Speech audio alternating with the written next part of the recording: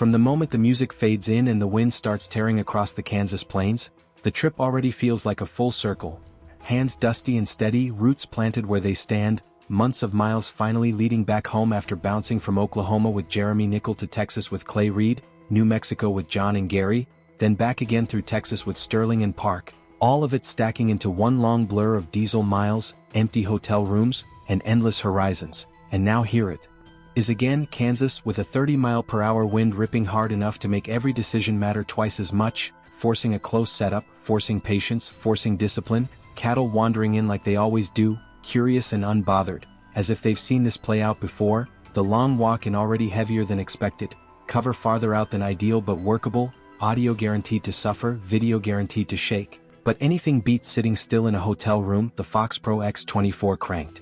up to 36 just to punch through the wind, hoping the sound carries, hoping something hears it, knowing this little pocket of land has history. Last year, same area, same kind of setup, an empty chamber click, a frozen coyote staring holes through them, and now standing on the backside of that cover because the wind demands it, 3 little ponds off to the left with drainages slipping away behind them, places coyotes love to use when they think they're unseen, everything turned around for a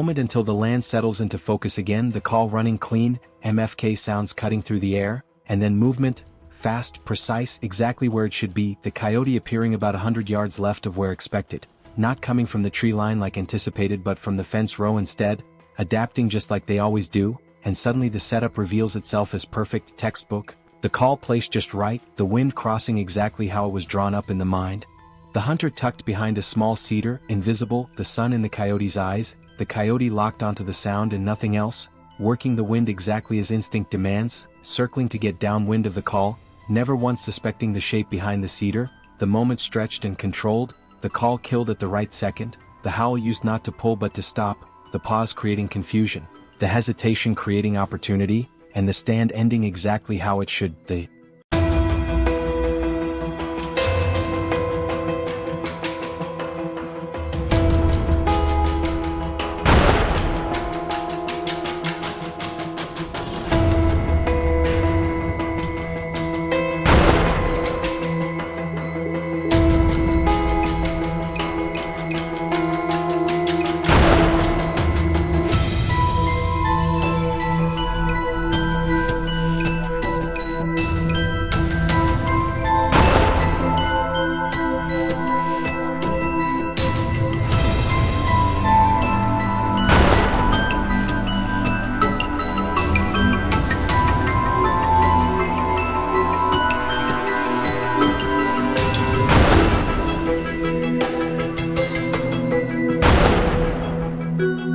triangle complete, hunter, call, coyote, proof that crosswind discipline works when everything aligns, the walkover confirming a big Kansas male, teeth worn just enough to tell the story of years survived, incisors flattened, canines showing age, not ancient but seasoned, the cedar still standing as silent proof of concealment, the wind still doing its job, and the realization that sometimes even while self-filming, when the setup is perfect, time feels like it slows down just enough to let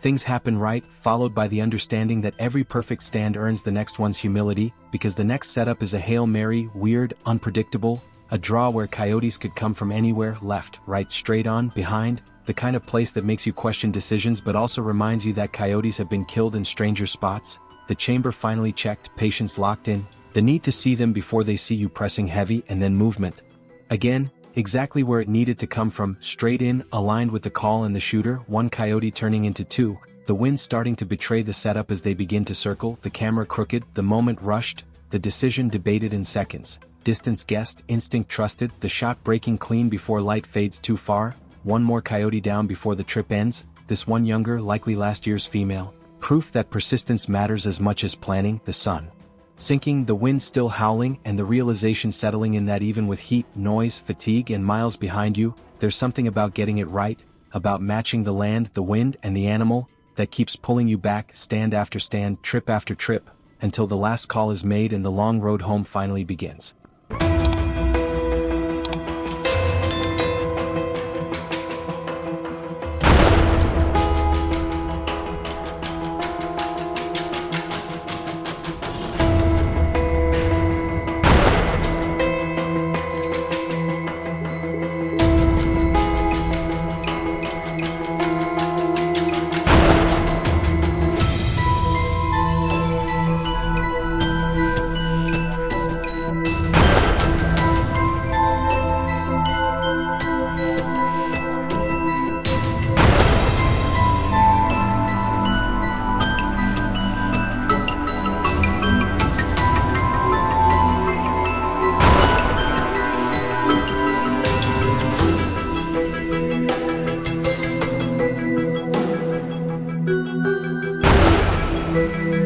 The wind never let up, not for a second, and by the time part 3 begins it feels like it has become a character of its own, ripping across the Kansas plains and pushing dust, grass, and sound in every direction, testing patience and focus as the stand stretches on longer than expected. The caller barely audible even at full volume, and the sun beating down hard enough to make the shadows look sharp and unforgiving, every movement slowed by heat and fatigue, but still the eyes stay locked on the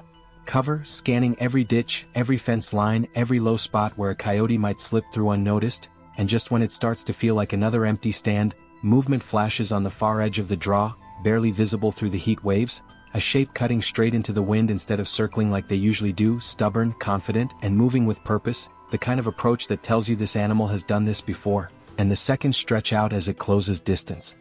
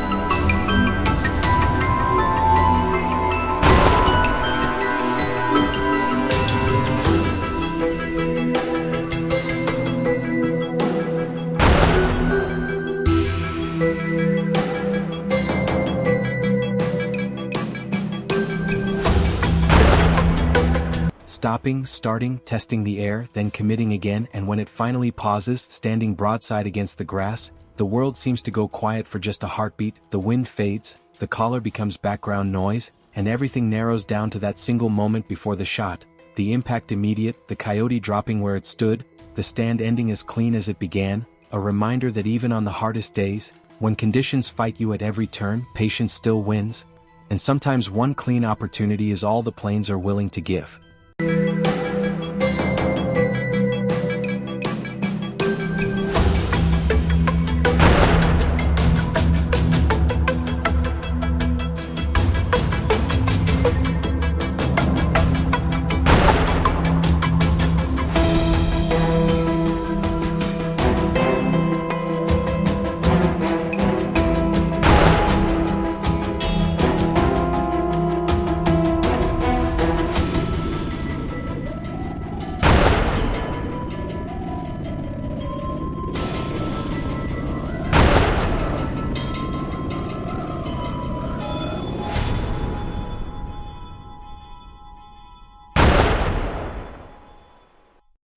If you'll enjoy this video, please like and subscribe my channel for more information.